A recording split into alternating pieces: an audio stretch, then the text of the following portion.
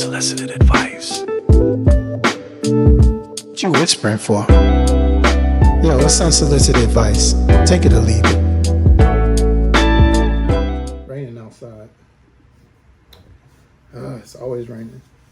What's going on, y'all? I know I always come in hot, I try not to do all that hi, how you doing stuff. You know what it is. If you watched any of my videos, I try to get straight to it and try not to waste too much of your time. I want to start off by saying that, I'm very proud of a lot of the people nowadays that are starting their own businesses. Whether it's, doing food services, your own barbershop, your hair salon business, street vendors, people that do the food trucks, tax preparations, spas, people that do, nails, do manicures, pedicures, massages, whatever it may be. I just want to commend y'all. Content creating, I just want to commend y'all because, it's not an easy thing to do to start your own business. It takes a lot of guts to put yourself out there and, make those sacrifices to succeed. A lot of people probably assume it's easy or they could just start whenever they want, and that's that's further from the truth. That is further from the truth. The truth is that it's extremely hard. You're going to take some losses, but it's worth it to chase your dreams. But for those of you that are trying to get started up, today we're going to talk about how to get an LLC and start your own business. So step one, you want to choose your business name. Make sure the name is unique. Make sure check availability, your state business registry, and do a quick online research, for the name that you want to use. Make sure, it's something you can use. Step two, you want to pick a state, to register your LLC. Most people register their home states, especially if they're operating locally. Some choose other states, for legal benefits, but that's more complex. There's a lot more red tape to that. Step three, you want to file articles of organization. This is an official document to create your LLC. File it with your state's, I think it's your state secretary, with your state secretary of state, that office. So the secretary of state office of your state, you want to use that. But you can go online for that. Once you do that, filing fees, they range from like $50 to $500 depending on the state. But I will say that if you're going to do all that, you kind of want to make sure that you file, articles of organization. This is like an official document to create your LLC. File it with your state secretary of state office, like I said, but if you're going to create operating agreement, you want, not always legally required, but it is recommended. But that outlines ownership, management, and your operating rules for your LLC.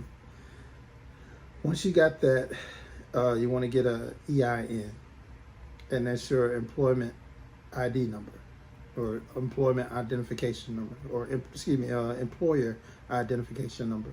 Apply. You want to apply free online. I think through the IRS website. That's needed for taxes, hiring employees, opening a business, bank account, things like that. If you look at the W-2s, it has the EIN on there. And it's usually, your employer's identification number. It's something they'll ask when they're filing your taxes. So that's probably familiar to most of y'all. Once that's done, you want to register for state and local taxes. So depending on your business, you may need sales tax permits or local licenses. Check your state's Department of Revenue, and your city offices for stuff like that. And then, and I know this is a lot of stuff. I'll make sure I put it in my video in the link in the link section. I'm going to put it over there so y'all know.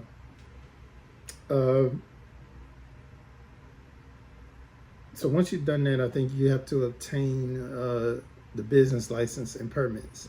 So home-based businesses, they may require zoning approval or special permits.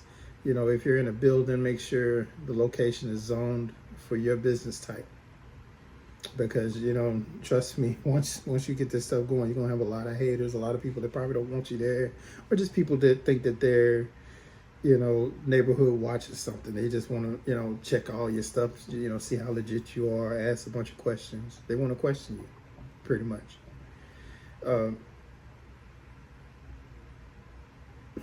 Once you have those things, you want to open up a business bank account. So keep your personal and business finances separate. Making accounts, it makes like accounting and taxes easier. Especially when you're doing an audit, things like that. You want to make sure this stuff is separate. You don't want it all to get bundled in. So take everything. So at this point, we're going to talk about, starting a home business versus starting a business in a building. So if you're trying to start a home business, you want to check local zoning laws and HOA rules. So keep your work areas separate for productivity and tax purposes. Use your home address or get viral office address if you want privacy. But if you're going to do a business in a building, consider the lease terms carefully. It's a lot that they probably won't tell you. You're probably going to want a place where they'll allow you to do, to be creative and do whatever you want to the place, so you can, put your own little nice spin to it. But you might want to check stuff like that. Make sure they're not trying to add extra taxes and stuff for stuff that you didn't agree to. So you want to consider to ensure the building has necessary utilities and compliance with safety codes. So just because, you finally found I mentioned it earlier, let's say you just found you a place downtown, where everybody's walking around and stuff, and you feel like you'll get the most eyeballs on your business. That place might be a mess, but you're just so excited to have your own place. No, you make sure that the building has necessary utilities and it's in compliance with safety codes. Bring somebody in to check that stuff. And with all that being said, the last thing I'm going to say is factor in extra costs like utilities, like maintenance and insurance. Definitely insurance.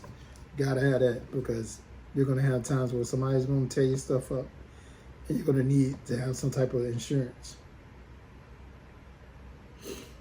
So with all that being said, what I'm going to do is I'm going to leave all the information on the link.